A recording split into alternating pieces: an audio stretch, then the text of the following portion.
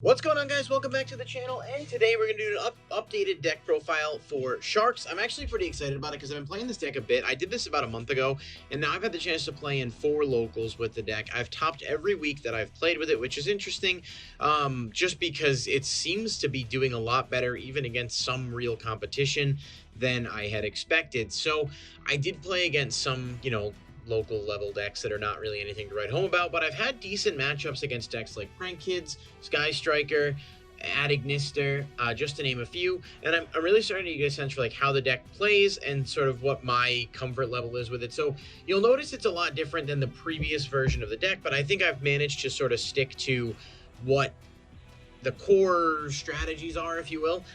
So yeah, that's the best way I can explain that. But I'm going to go ahead and jump right into the video. If you guys do enjoy this type of content, please hit the like button and subscribe. We do have a Megatin case coming in pretty soon. There will be a live opening for that with a giveaway as well. I do not believe I'll be giving away a full Megatin, but we might be doing an open and pull giveaway or something. So, just to save on shipping costs and stuff. So more details on that to come as we go.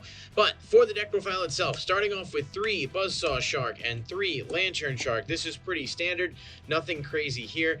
Buzzsaw is the better of the two because it can pull from deck directly, but Lantern is a really good extender that can be grabbed off of BU Tuneful Princess and then bring something else out from hand. Both are really good, both are definitely the ones you want to max out, and realistically speaking, they both have a lot of sort of versatility in the sense that they can be used for 3, 4, or 5 in terms of making XCs. Typically, you are going to go into 4s, but having that extra sort of movement is actually really useful, and it's something that's come up quite a bit for me. Now, 3 BU Tuneful Princess. I was playing this at 2 in the previous iteration of the build. This is just a really good card, and I bumped it up specifically because A, I'm still playing Desires, and B, I want to see this as soon as possible. Getting access to BU Tuneful Princess basically means your combos can go off. It does dodge a lot of things. It can't dodge Ash Blossom, obviously, but it does dodge things like Impermanence, so it's really neat in that regard. And when you summon it and banish, you do, like I said, have the ability to play around a lot of cards other than Ash Blossom, obviously, because Ash doesn't really care where it is when it's all said and done. Now, 3 White Stingray. This is one that some people mentioned in the previous build they weren't playing. I do like it, and so far I haven't really found anything to better fill its spot.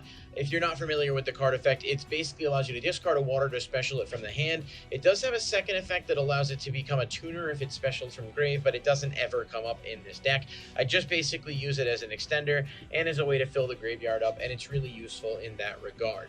It does brick sometimes, which is really unfortunate because you do want to be able to maximize your combo potential in this, but having this as a free extender, or, well, not free, but having it as an additional extender does allow you a lot more flexibility with your extra deck. Now, the best pure extender in the deck, of course, is Silent Angler. This is a 3 of. Even if I wasn't playing Desires, I would be maxing this out. If you control a water, special it from your hand, and then for the rest of the turn, you can't special from the hand. So that's a pretty minute sort of drawback to have, and he is just an insane enabler that if your Buzzsaw Shark, for example, were to get Ash Blossomed or Imperm, you can still special this and go off and play through negates, which is super important for any rogue deck, but definitely, in this one in particular. Sorry, I had a brain fart there. Triple Gameciel, or Gameciel, the Sea Turtle Kaiju. I love this card. I think it's insanely good. I was siding it for a while and then started maining it. You can out so many things with this. I played against a Synchron deck. I was able to out a red Supernova Dragon and a Majestic Star with this. I was able to out Dragoon with it another time.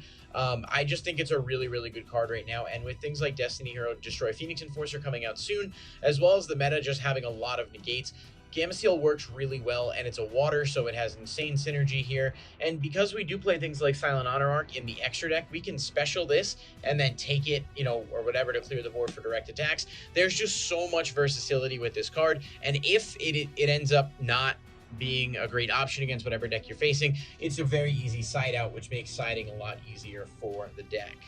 And lastly, Triple Ash Blossom. Again, just another card that I feel like doesn't need a ton of explanation, but Ash Blossom as a whole is really good. I still think it's one of the best hand traps, and it does allow you a really good chance to stop your opponent from going off. It can counter Gamma. It can counter whatever's searching you're up against. So, in that regard, it is really useful.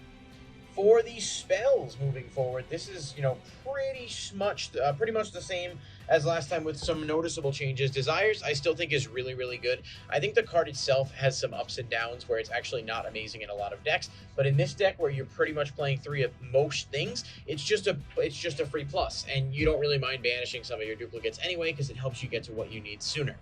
If I activate Desires and I banish a Stingray and some other Desires or whatever else I'm playing, I'm usually happy about that because I don't want to draw into those cards later in the game.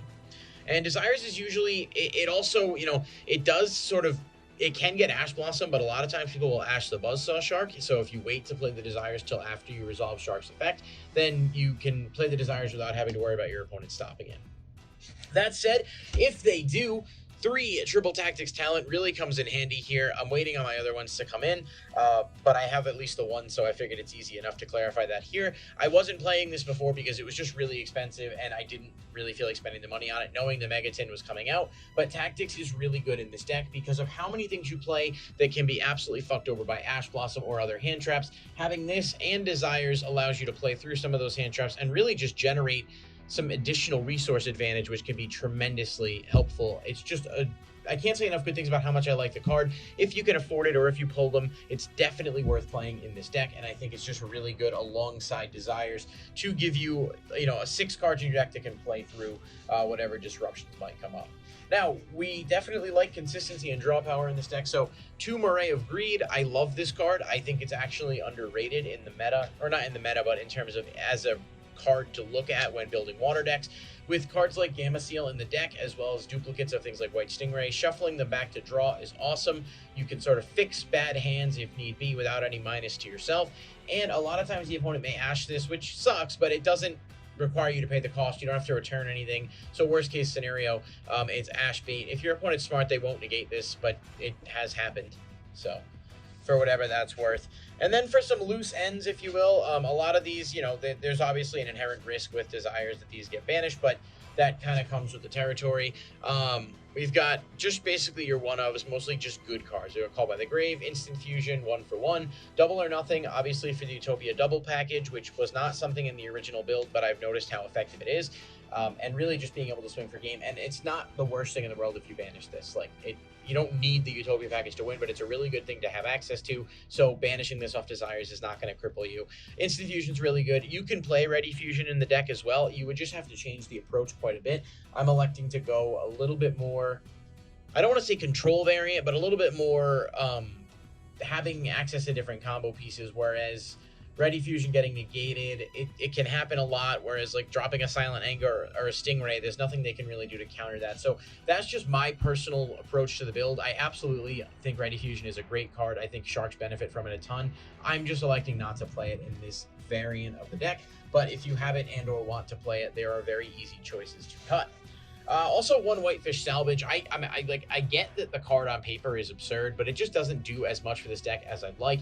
It's cute. It can get back something like Silent Angler, Buzzsaw, what have you, but it's just more often than not, it's going to be kind of redundant and not doing anything to advance your immediate game state. Obviously, like if the opponent pops it, or if you like set it, I guess, early on for like a Lightning Storm bait or whatever, you know, you can get some free advantage off of it. But that's such a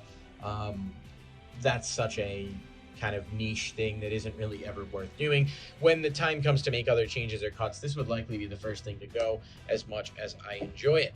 And for the traps, Triple Infinite Impermanence, again, very, very good card. Can't say enough good things about it. And 2 Xyz Revive Splash. I still adore this card. If you'll notice, I've cut out Torpedo Takedown, which just kind of had to happen. It bricks a lot. It's a really cute card. It works well with things like Foolish Burial Goods, but I think playing it alongside Desires is going to lead to these really bad combinations of bricky hands, and the deck as a whole doesn't have, you know, an immense amount of resources, so you need to build around it to be able to mitigate that. I think this is the perfect ratio here for these specific cards. You could play this at 3, but I'm not going to lose sleep over banishing it. Like, this card really does help you advance your game state, especially later in the game, but it's not a card I need to see in order to be on point.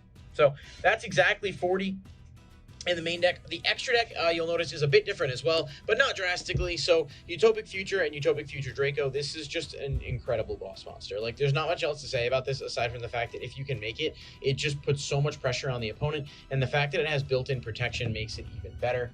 So yeah, that's pretty standard. Abyss Dweller, Silent Honor Arc, obviously one of each of these. I think this is just a really good card in water decks nowadays. Obviously back in the day it used to be like insane.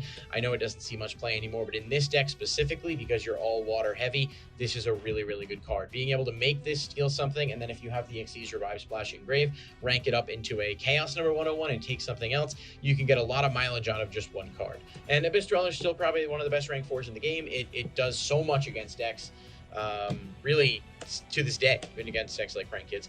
2 Bahamut, just really good card. Some people play 3 and 3 with this and Toad. I like to have a little bit of versatility in terms of what I'm playing, so I don't really want to do that, but I get if you do. Toad, he's amazing. There's really nothing else to say about him. It's just an insanely effective way to set up boards.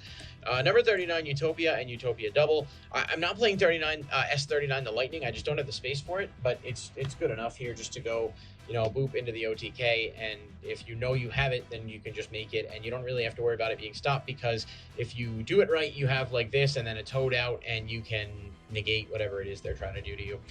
So yeah, that's the reasoning there. Full Armor Crystal Zero Lancer. I can't say enough good things about how good this card has actually been in practice.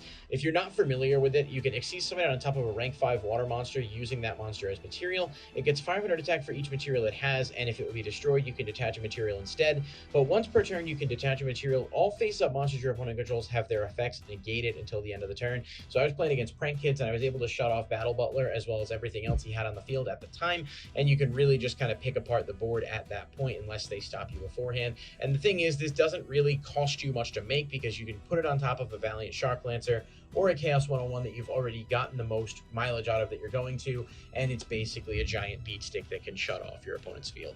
Chaos 101, again, just another card I've always loved, and in practice, it does really kind of work really nicely here. I cut the rank up magic spell because it is kind of bricky and does end up leading to dead hands, but this card as a whole is still really, really good. You can make it with Xyz Revive Splash.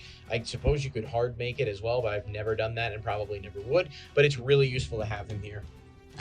For that, Valiant Shark Lancer, you obviously can make just the normal way with any 2 of the sharks that modify levels. He's pretty good, quick effect disruption, but really what I usually do is bring him out, pop something, and then rank him up into Crystal Zero so that I have effect negation. And then 1 Divine Arsenal AA Zeus. This is just a card I didn't want to spend the money on before, knowing that it would end up being reprinted, but now that we have access to it, there's no reason not to play it. And 1 Mud Dragon of the Swamp, just your instant fusion target. Realistically, I guess this could be anything, but I mean, it's just the best option there. So I absolutely adore this deck. I think it's really fun to play. I hope you guys enjoy it as well. Definitely let me know in the comments, you know, what you think, if there's things you'd do differently, if there's changes you'd make. Obviously, I totally understand that everyone's going to have different kind of approaches to the build, but I'm really happy with what I've got here, and so I'm going to continue to work at it, but I wanted to put an update out there. So hopefully you guys did enjoy the video. If you did, please like, comment, and subscribe to the channel for more. Definitely keep an eye out for the Megatin case and your chance to win some stuff, which will be coming up soon. And yeah, that's going to do it for today's video. Thank you guys for watching. Have a good day.